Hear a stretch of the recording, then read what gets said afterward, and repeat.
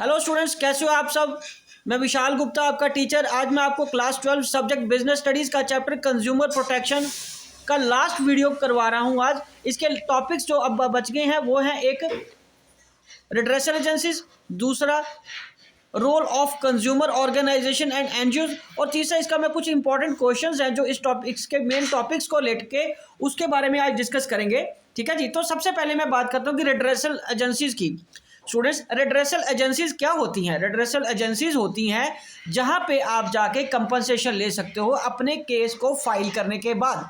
ठीक है जी। उसको क्या बोलते हैं? Redressal agencies. स्टूडेंट्स, आपको अच्छी तरह पता है कि जो रेड्रेसल एजेंसीज होती हैं वो डिस्ट्रिक्ट लेवल पे भी होती है, स्टेट लेवल पे भी होती है और नेशनल लेवल पे भी होती है। ठीक है जी। जो डिस्ट्रिक्ट लेवल पे होती है उसको डिस्ट्रिक्ट कमीशन बोलते हैं, जो स्टेट लेवल पे होती है उसको स्टेट कमीशन बोलते हैं, और जो नेशनल लेवल पे होती है क्वाइट ऑब्वियस उसको नेशनल कमीशन बोलेंगे। तो इसको मैंने पैराग्राफ के फॉर्म के बजाय मैंने आपको एक कंपैरिजन चार्ट बना के दे दिया है, जिसको कि आपको अंडरस्टैंड करना ईजी हो जाएगा। ठीक है जी। तो सबसे पहले बात करते हैं इनके कंपोजिशन की, मतलब ये कमीशन कैसे कंपोज होते हैं, कैसे बनते हैं। डिस्ट्रिक्ट लेवल पे it consist of a president, मतलब एक प्रेसिडेंट होता है और दो बाकी मेंबर्स होते हैं। One of them has to be a woman, और उनमें से कम एक का वुमेन होना जरूरी है। ठीक है जी। State commission it consist of a president not less than 4 other members, one of the member has to be a women. ठीक है जी। 4 अदर मेंबर्स होने चाहिए जिसमें कम से कम एक वुमेन होगी। It consist of a national commission, it consist of a president, at least 4 other members and 1 member has to be a women. Students, बहुत important और इंटरेस्टिंग टॉपिक है ये, ध्यान से समझिएगा। मैं आपको दोबारा बता देता हूं कि डिस्ट्रिक्ट कमीशन में क्या होता है। एक तो प्रेसिडेंट होता है, ठीक है जी, और स्टेट कमीशन में भी एक प्रेसिडेंट होता है और नेशनल कमीशन में भी एक प्रेसिडेंट है उस कमीशन का। बट डिस्ट्रिक्ट कमीशन जो है उसमें बाकी 2 और मेंबर होंगे प्रेसिडेंट के अलावा, जिसमें कि एक वुमेन होगी। It must be A women. ठीक है जी।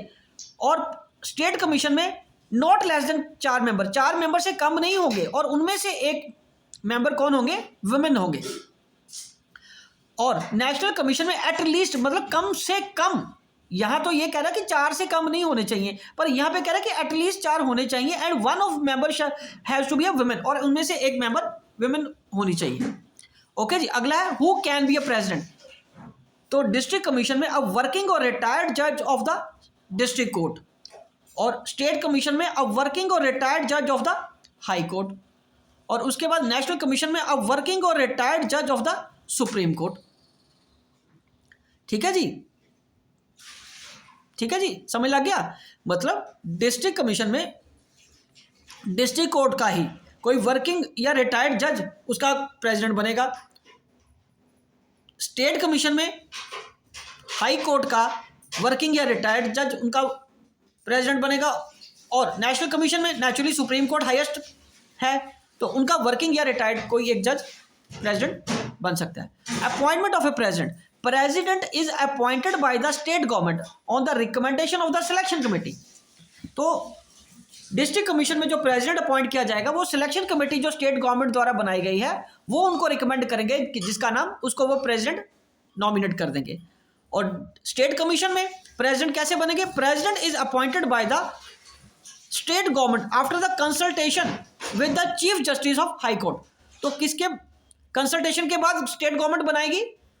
हाई कोर्ट के चीफ जस्टिस से कंसल्ट करने के बाद जिस जज को वो अप्रूवल देंगे या जिस जज को रिकमेंड करेंगे उनको वो प्रेसिडेंट बना देंगे स्टेट कमीशन का कंज्यूमर प्रोटेक्शन के केस में।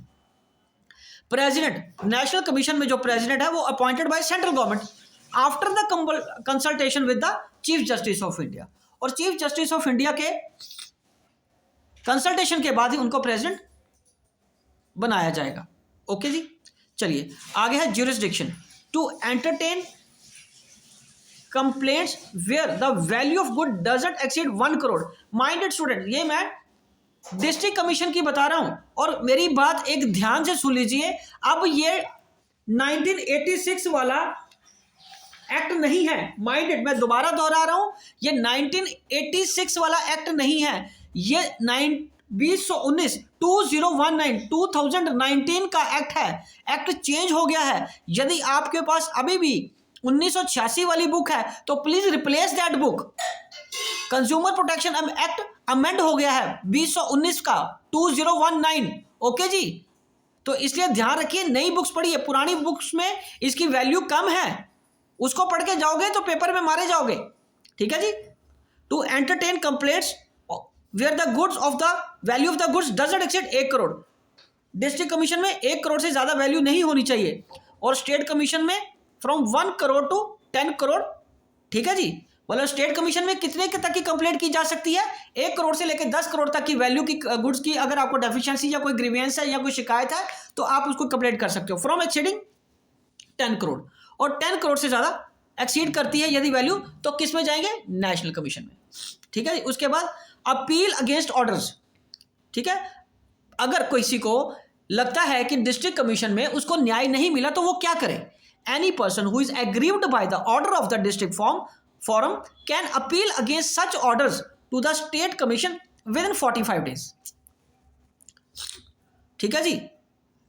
उसके बाद मतलब कि उसको अगर जिसको एग्रीव्ड पार्टी मतलब कोई भी प्रोड्यूसर है या कंज्यूमर है, दोनों में से किसी को भी लग रहा है कि उसके साथ न्याय नहीं हुआ डिस्ट्रिक्ट फोरम में, तो वो उस ऑर्डर के अगेंस्ट 45 दिन के अंदर स्टेट कमीशन में अपनी एप्लीकेशन अपील कर सकता है। और स्टेट कमीशन में क्या होता है? Any person who is aggrieved by the order of the state commission can appeal against each order to the national commission. वो आगे नेशनल कमीशन में 45 डेज के अंदर अपील कर सकता है।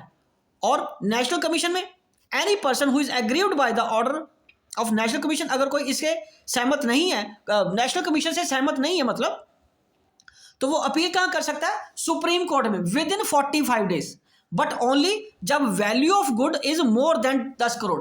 मतलब सुप्रीम कोर्ट में आप consumer case, consumer protection act के अंदर जो केस है वो जो लेके जाओगे वो 10 करोड़ से ऊपर होना चाहिए, तभी सुप्रीम कोर्ट में एंटरटेन किया जाएगा।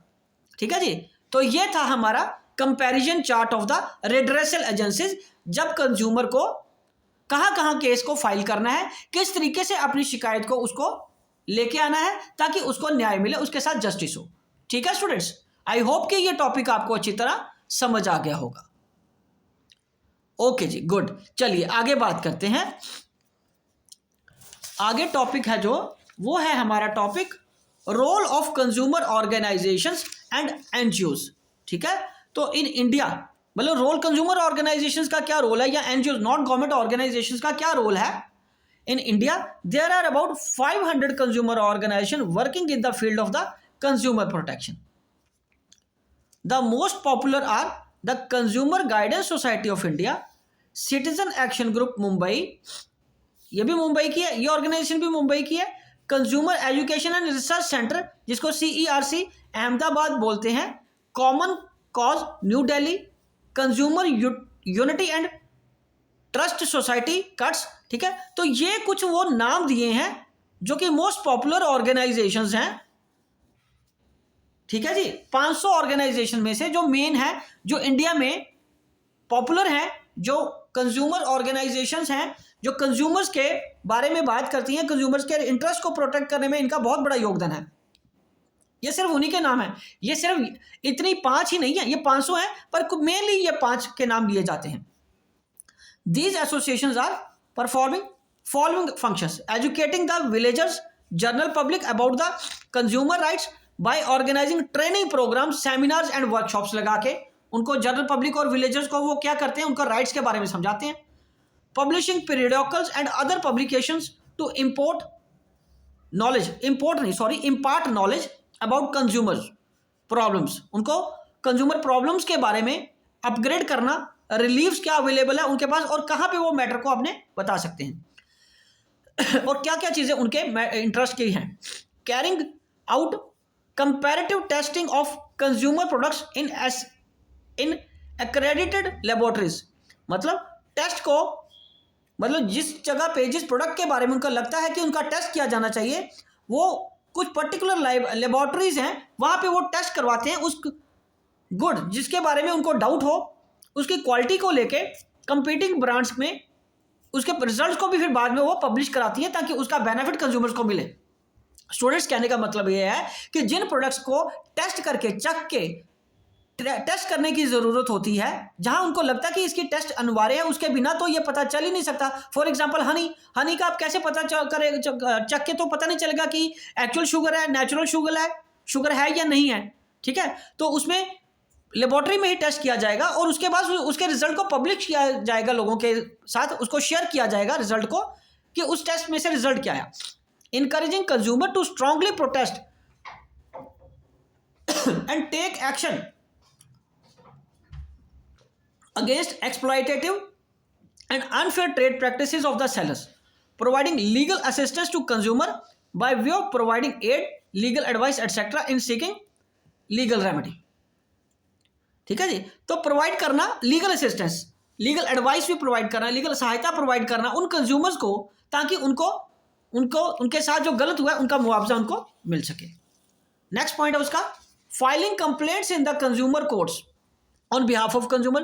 क्योंकि कंज्यूमर को खुद नहीं पता होता, काफी कंज्यूमर्स को खुद नहीं पता होता कि वो कहाँ पे कंप्लेंट करें, कैसे कंप्लेंट करें, उसकी लिटिगेशन कॉस्ट बहुत ज्यादा होती है, केस करने की कॉस्ट बहुत ज्यादा हो जाती है। तो ये कंज्यूमर ऑर्गेनाइजेशन कस्टमर के बिहाफ पे केस को फाइल करते हैं। Taking an initiative in filing cases in consumer courts in interest of villages and general public, not for any individual. वो जनरल पब्लिक के लिए भी ये चीजें करती हैं, पर्टिकुलर इंडिविजुअल के लिए ही नहीं करती, सिर्फ इन जनरल भी करते हैं वो। ठीक है जी, उसके बाद helping government agencies to resolve cases of the consumer exploitation and to carry on consumer awareness programme. और वो गवर्नमेंट एजेंसीज की भी हेल्प करती हैं कंज्यूमर एक्सप्लॉयटेशन से रिलेटेड केसेस को सॉल्व करने में, और कंज्यूमर अवेयरनेस प्रोग्राम्स को चलाने में उनकी हेल्प करते हैं गवर्नमेंट एजेंसीज की, गवर्नमेंट डिपार्टमेंट्स की। Motivating people to ask for quality marks, और मोटिवेट करते हैं लोगों को भी कि वो such as ISI marks, agmarks etcetera, इन सबको वो अपनाएं, स्टैंडर्ड और ब्रांडेड सामान ही खरीदें, वो इसको मोटिवेट करते हैं, इंस्टेड ऑफ कि डुप्लीकेट सब स्टैंडर्ड सामान को खरीदा जाए। ठीक है स्टूडेंट्स, तो चलिए आगे हम डिस्कस करते हैं अब इसके कुछ इंपॉर्टेंट क्वेश्चंस। नेचुरली क्वेश्चंस के साथ साथ मैं आपको इसके आंसर भी लिखाऊंगा, पर ये क्वेश्चन बहुत इंपॉर्टेंट है। ठीक है जी, तो इसको मुझे लगा कि आपके साथ शेयर करना चाहिए। तो सबसे पहले अगर हम बात करें तो वो है हु इज कंज्यूमर। बहुत बार इस चैप्टर में भी आया हु इज कंज्यूमर, कंज्यूमर होता कौन है, किसको हम कंज्यूमर कहते हैं as per consumer protection act. ठीक है जी, तो इसका आंसर क्या है, इसका आंसर है one who buys goods and services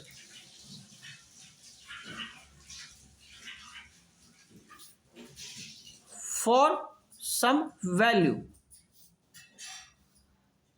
any user of such goods or services with the approval of the buyer, with the approval of the buyer।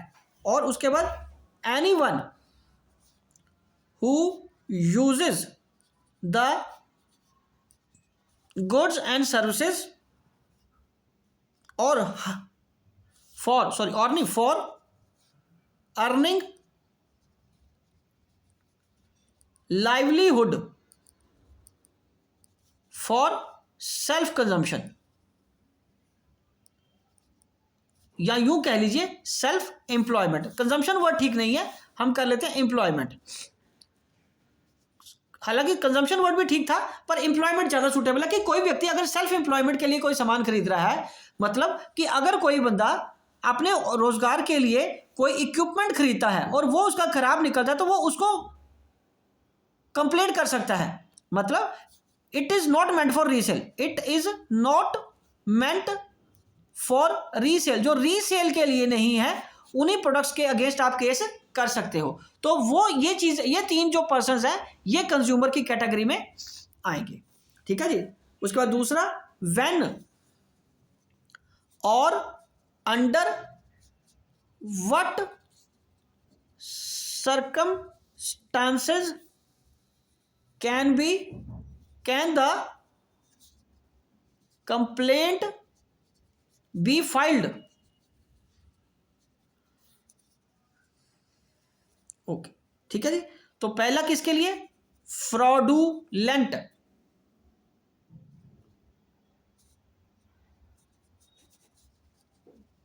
Fraudulent practices, ठीक है जी। और बी क्या है? फॉर डिफेक्ट्स, और सी deficiency, for deficiency. तो naturally deficiency किस में होगी? सर्विसेज में, और डिफेक्ट्स किस में होंगे? प्रोडक्ट्स में, ठीक है जी। समझ लग गया बेटे? चलिए अब हम थर्ड क्वेश्चन करते हैं इसका।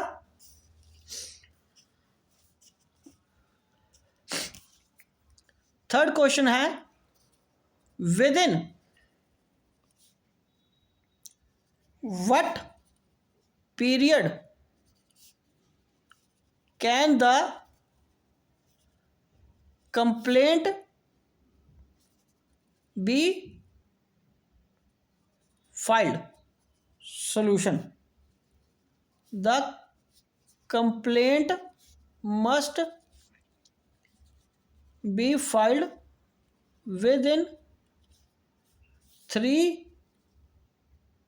months of purchase, and if some testing of goods is required, then within 5 months। मतलब जब आप खरीदा उसके विद इन 3 months आप कंप्लीट कर सकते हो, लेकिन जिस केस में टेस्टिंग चाहिए, कुछ गुड्स को टेस्ट करके देखना पड़ता है कि वाकई दिक्कत है या नहीं है, खासकर ईटेबल्स, मेडिसिन, ठीक है। तो उस केस में आपको 5 महीने के अंदर आप केस कर सकते हो। फोर्थ क्वेश्चन है जो इसका important, who are not considered consumer under consumer protection act 2019। Solution, the person who obtain goods for resale, जो रीसेल के लिए खरीदा वो कंप्लेंट नहीं कर सकता। The person who uses goods without the approval of the buyer,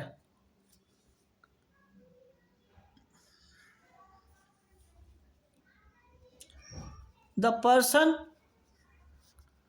who avail the services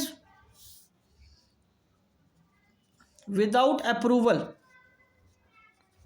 of the hirer, जिसने service higher किया उससे पूछे बिना ही अगर वो सर्विस को यूज करा तो भी वो कस्टमर या कंज्यूमर नहीं माना जाता। The person who obtain goods without any consideration, मतलब अगर आपने कोई पैसा नहीं पे किया, आपको वैसे ही मिली है यूज करने को फ्री ऑफ कॉस्ट, तो आप उसके अगेंस्ट केस नहीं कर सकते। और ये केस सर्विसेज पे भी लागू होता है। The person who avail services without any consideration, ठीक है जी। चलिए ओके, चलिए नेक्स्ट करते हैं इसका क्वेश्चन। ये तो फोर्थ क्वेश्चन हो गया। अब इसका नेक्स्ट क्वेश्चन देखिए, ये पुत्र बहुत इंपॉर्टेंट क्वेश्चन है, ध्यान से करिएगा इसको, ठीक है जी। उसके बाद फिफ्थ क्वेश्चन, नेक्स्ट क्वेश्चन है, who can file a complaint? कौन कंप्लेंट फाइल कर सकता है? इसका आंसर है any consumer, any registered consumer association, the central state government, the one और more consumers on behalf of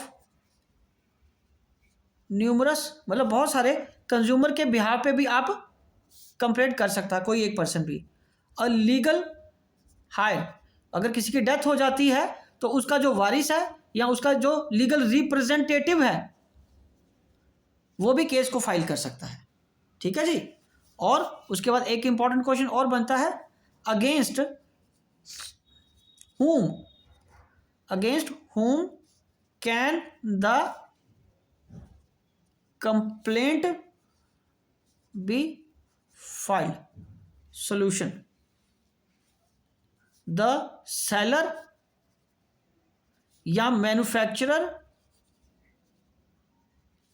और dealer of goods which are defective, naturally which are defective, जो defective है उन्हीं के अगेंस्ट केस कर सकते हो। उसके बाद the provider of the services for the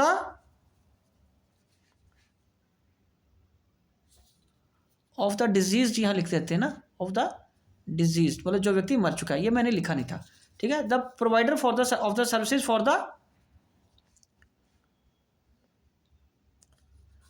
for any deficiency, कमी in the services.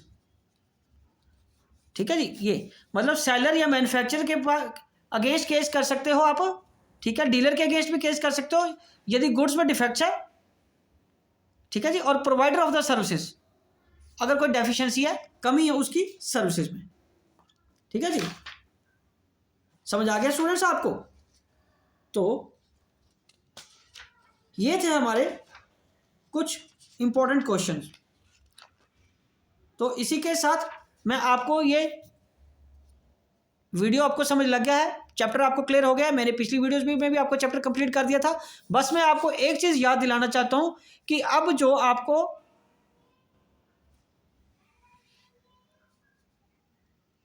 Consumer protection act जो पढ़ना है वो 2019 वाला पढ़ना है। 986 वाला है जो, वो अब एप्लीकेबल नहीं है। उसकी जो चीजें रिवाइज हो गई हैं वो इसमें है, आपको उस पर ही फोकस करना है। ठीक है जी, समझ आ गया स्टूडेंट्स? Okay, done. ओके जी, बाय।